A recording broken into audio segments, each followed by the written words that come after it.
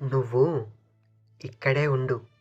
నేను వెళ్ళి ఫోన్ చేసుకొనొస్తానని చెప్పి తన గర్ల్‌ఫ్రెండ్‌ని రైల్వే స్టేషన్‌లో వదిలి వెళ్ళాడు నవీన్. అతన్నే నమ్ముకొని కట్టుబట్టలతో, కడుపులో బిడ్డతో బయటకొచ్చేసింది ప్రియ. ఇద్దరికీ కొన్ని నెలల క్రితం ఒక మాల్‌లో పరిచయమయ్యింది. మొదటి చూపులోనే ప్రియాని చూసి డబ్బున్న చదువుకున్న అమ్మాయి అనుకున్నాడు నవీన్. నిజానికి ఆమె అదే మాల్‌లో కాస్మోటిక్ సెక్షన్‌లో పనిచేస్తుంది. అందువల్ల అందంగా రెడీ అయి వచ్చే కస్టమర్స్ తమ ప్రొడక్ట్స్ కొనేలాగా కనిపించాలి. అలా ఉన్న ప్రియని మొదటిసారి చూసి నవీన్ మనసు పారేసుకున్నాడు. ప్రేమ కామానికి లొంగిపోతుందన్నట్టు ఆమెను నమ్మించి లొంగదీసుకున్నాడు.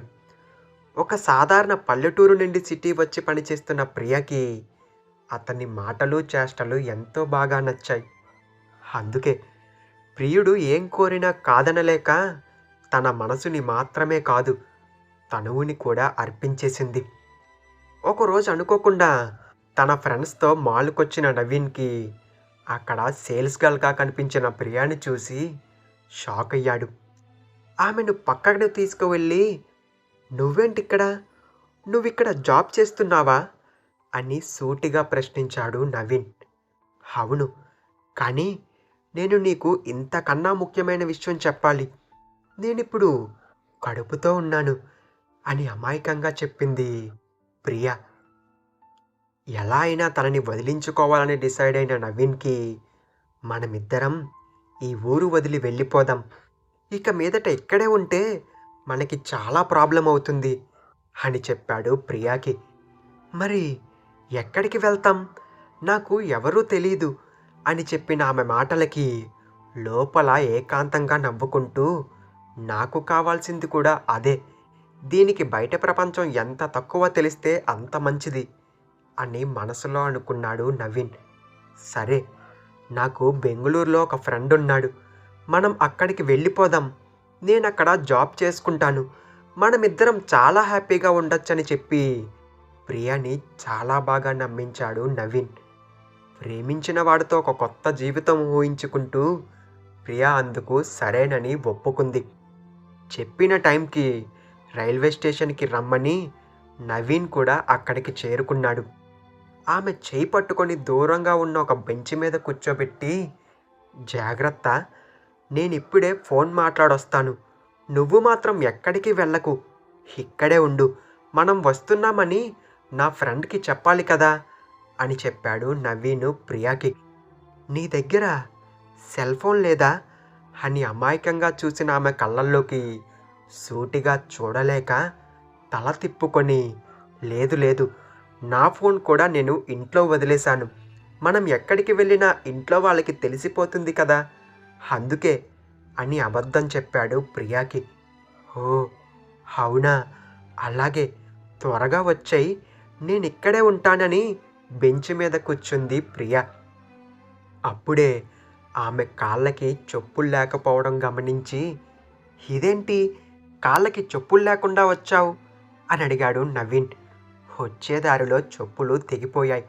పర్వాలేదు, నేను బెంగుళూరు వెళ్ళాక కొనుక్కుంటాన్లే అని సర్ది చెప్పిన ప్రియకి వెంటనే తన జోబీలో నుండి పర్సు తీసి డబ్బులు ఆమె చేతిలో పెడుతూ, ఈ డబ్బులు నీ దగ్గరుంచు, అవసరానికి పనికొస్తాయి అని చెప్పాడు నవీన్. నువ్వుండగా నాకు డబ్బులెందుకు, వద్దు అని చెప్తూ ఉన్నా వినిపించుకోకుండా బలవంతంగా ఆమె చేతిలో డబ్బులు పెట్టాడు. వెనక్కి తిరిగి చూడకుండా అక్కడ నుండి బయలుదేరి స్టేషన్ నుండి బయటకొచ్చేశాడు నవీన్. ఇదే ఆఖరిసారని తెలియక వెళ్తున్న నవీన్ వెనక్కి తిరిగి చూడకపోవడంతో ప్రియా మనసు ఎందుకో చివుక్కుమంది. అక్కడ నుండి నేరుగా తన కారెక్కి స్టీరింగ్ మీద చేయి వేసి యాక్సిలరేటర్ వేగంగా నొక్కి ముందుకు వెళ్ళిపోయాడు నవీన్. అతడు వస్తాడని ఎదురుచూస్తూ కూర్చున్న ప్రియకు వస్తూ పోతున్న రైళ్లతో, వచ్చి వెళ్తున్న ప్రయాణికులతో కాసేపేం అర్థం కాలేదు. చూస్తూ ఉండగానే చీకటి పడటంతో రైల్వే స్టేషన్ అంతా ఏకాంతంగా మారిపోయింది. అప్పుడే అక్కడికి వచ్చిన తాగుబోతుల చూపు ప్రియా మీద పడింది. ఒంటరిగా ఉన్న ఆడపిల్లని ఏదో ఒకటి చెయ్యాలని వెకిలిగా నవ్వుతూ ఆమె ముందుకొచ్చారు. ఇదంతా గమనిస్తూ ఉన్న స్టేషన్ మాస్టర్ చొరవగా ప్రియా దగ్గరికి వచ్చి, "ఏంటమ్మా, ఇంకా ఇక్కడే కూర్చున్నావు?" అంటూ మాటలు కలిపాడు. దాంతో ఆమె ఒంటరిగా లేదని గ్రహించిన ఆ ఆకతాయిలు నిరాశగా వెనక్కి వెళ్ళిపోతూ ఉన్నారు. బయట చలి, కడుపులో ఆకలి, ఆమె కళ్ళల్లో నీరసం కొట్టొచ్చినట్టు కనిపిస్తూ ఉంది స్టేషన్ మాస్టర్‌కి. "ఏంటమ్మా, ఉదయం నుండి చూస్తూ ఉన్నాను. ఒంటరిగా ఇక్కడే కూర్చున్నావు. ఎవరి కోసమైనా ఎదురు చూస్తున్నావా?" అని అడిగాడు స్టేషన్ మాస్టర్. "అవునండి. నవీన్ ఫోన్ మాట్లాడొస్తానని వెళ్ళాడు. కాసేపట్లో వచ్చేస్తాడు.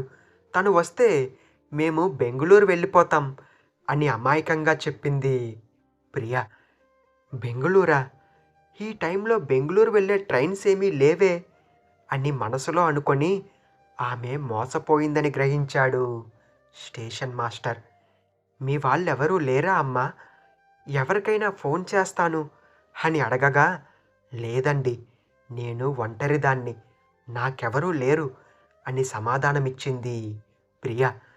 "సరే అమ్మా, ఈ చలిలో ఇక్కడెందుకు? ముందు నువ్వు నా రూమ్‌లోకొచ్చి కూర్చో" అని పెద్ద మనసుతో సహాయం చేయాలని చూస్తూ ఉన్నాడు స్టేషన్ మాస్టర్. చలికి వణికిపోతూ 2 చేతులని కట్టుకొని, "నవీన్ వచ్చేస్తాడండి. ఇంకెంతసేపు? ఫోన్ మాట్లాడి వచ్చేస్తానన్నాడు. తనకేమైనా అయ్యిందేమో అని భయంగా ఉందండి" అంటూ బేల చూపులు చూసింది ప్రియ. ఇంటికి వెళ్ళి రిలాక్స్‌గా ఏసీ రూమ్‌లో కూర్చున్న నవీన్‌కి ఒక్కసారిగా వాళ్ళ అక్క పురిటి నొప్పులతో బాధపడటం వినిపించింది. ఇంట్లో ఎవరూ లేకపోవడంతో వెంటనే తన అక్కని కంగారుగా హాస్పిటల్‌కు తీసుకొని వెళ్ళాడు నవీన్. కానీ కడుపులో బిడ్డ అడ్డం తిరిగిందని డాక్టర్స్ చెప్పారు. ఆమె పడిన నరకవేదన కళ్ళారా చూసిన నవీన్‌కి వెంటనే ప్రియ అమాయకమైన మొహం జ్ఞాపకం వచ్చింది. పాపం, నేను తప్ప ప్రియాకి ఎవరూ లేరు.